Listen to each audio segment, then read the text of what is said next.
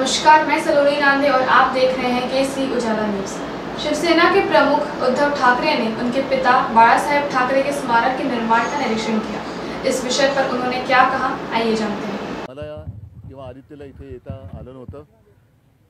निवडणुकीनंतर आज पहिला प्रथम आम्ही इथे आलो, पण एक गोष्ट चांगली आहे की आमच्या अनुपस्थितीमध्ये सुद्धा जे काम व्हायला पाहिजे होतं ते झालेलं आहे। आणि मी खास करून अभयजी आहेत, त्याच्यानंतर टाटा जे आपले संपूर्ण बांधकामाचं काम करतात त्यांना धन्यवाद देतो, आणि सुभाष देसाईजी जे सातत्याने लक्ष ठेवून आहेत त्यांना धन्यवाद देतो। जवळपास आता जे कन्स्ट्रक्शन ज्याला आपण म्हणतो बांधकाम ते पूर्ण झालेलं आहे, जवळपास झालेलं आहे। काही काही बारीक सारीक गोष्टी अजून बाकी आहेत। त्याच्यानंतर खरं काम सुरू होईल। सगळं हिंदू हृदय सम्राट शिवसेना प्रमुखांच्या बाबतीतले जे संपूर्ण आपल्याला माहिती द्यायची आहे, ते त्यांचं पूर्ण आयुष्य ते त्याच्यामध्ये आपल्याला साकारायचं आहे, त्या सगळ्या गोष्टीला सुरुवात होईल।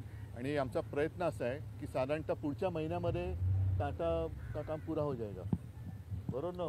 पुढे गेले टाटा, बरोबर? हां, जुलै एंडपर्यंत बांधकामाचं काम पूर्ण होईल असं आत्ता मला यांनी सांगितलेलं आहे। म्हणजेच काय की साधारणतः ऑगस्टपासून प्रत्यक्ष स्मारकाचं डिस्प्लेचं काम जे आहे आतमधलं, जे फार महत्त्वाचं असतं इंटिरियरचं, ते सुरू होईल। आणि प्रयत्न आमचा असा आहे की 23 जानेवारीपर्यंत जनतेसाठी लोकार्पण त्याचं करावं असा आमचा प्रयत्न राहील। कारण खूप हे काम बारकाईने आम्ही बघतो आहोत, कोणतीही गोष्ट यातनं सुटता कामा नये तेही बघतोय।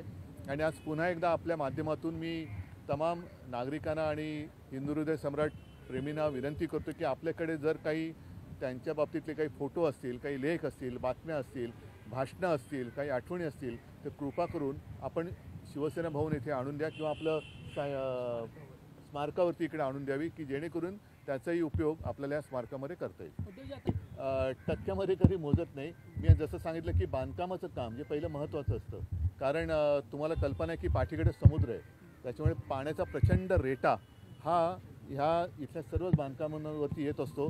त्याच्यापासून एक रक्षण करणाऱ्या काही गोष्टी कराव्या लागतात, ज्या मग ह्याला एक बेसमेंट आहे, मग ते पाणी झिरपता कामा नये त्याच्यासाठी सुद्धा काही खबरदारी घेण्याची गरज होती। त्या घेण्यामध्ये जो काही अवधी लागला तो लागला आणि तो आवश्यक होता। आणखीन काही बारीक सारीक गोष्टी ज्या बाकी आहेत, ज्या अत्यंत आवश्यक आहेत, त्या पूर्ण आता करायचं बाकी राहिलेलं आहे। पण जर का बघितलं तर ढोबळमानाने बांधकाम तसं पूर्ण झालेलं आहे। जो शिवसेनेचा कालावधी आपण पाहतो आहोत, हिंदू हृदय सम्राटांचं हे स्मारक आहे, त्याच्यामुळे ज्या ज्या व्यक्ती ज्या ज्या वेळेला त्यांच्या सान्निध्यात होत्या त्या सगळ्यांचा उल्लेख या स्मारकात असेल।